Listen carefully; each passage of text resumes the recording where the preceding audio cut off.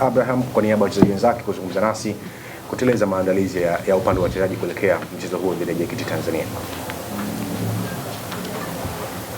Kwa niaba ya wachezaji wenzangu ningependa kuchukua fursa hii kuwajulisha kwamba tumejiandaa kwa ajili ya mchezo wa kesho, na tunaambia mashabiki wetu wajitokeze kwa wingi waje kutusupport, maana tunaamini tunaenda kufanya vizuri katika mchezo wa kesho.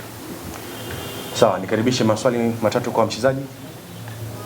Morris, kwenye press iliyopita kocha alizungumza umuhimu wa mchezo wa dabi kupata matokeo ya alama tatu, lakini bahati mbaya kama bahati nzuri ni alama tatu, na alikiri kwamba baada ya hapo mchezo unaobakia hawaoni pengine wapinzani wao kama wameweza kwenda kupoteza, na nyinyi hatutegemei mmoja ni wapoteze, lakini pressure ipo kwa sababu mpo kwenye kudaiwa ubingwa na mashabiki wetu, na kwa kiasi kikubwa nchi nyingi ambazo zinaondosha alama watu wanaona mstahili kupata hizo alama za tatu. Pressure ipo kwa sababu zikana nyakati ambazo mashabiki wanahitaji zaidi ubingwa kuliko nyakati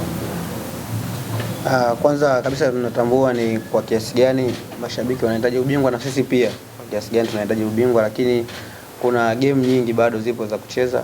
Tuna game 10 na maana tuna pointi nyingi za kuzidi kupambania, na hii ni football, kwa hiyo wote tunaweza kutokea. Pressure ipo, lakini sidhani ni pressure kubwa kiasi hicho ya kuweza kutuaffect sisi tuweze kufanya vizuri katika mchezo unaokuja. Kwa hiyo sisi tutapambana katika mchezo wetu uliobakia tuweze kupata alama tatu kwenye kila mchezo, ili mwisho wa siku tuje kuona inatu benefit vipi.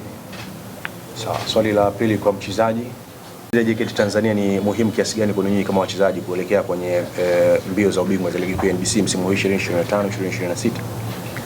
Ni mchezo muhimu kwa sababu tunahitaji alama tatu ambazo tunaamini zitatusaidia katika hatua moja kuendelea safari yetu ya kuweza kuwania ubingwa huu wa NBC.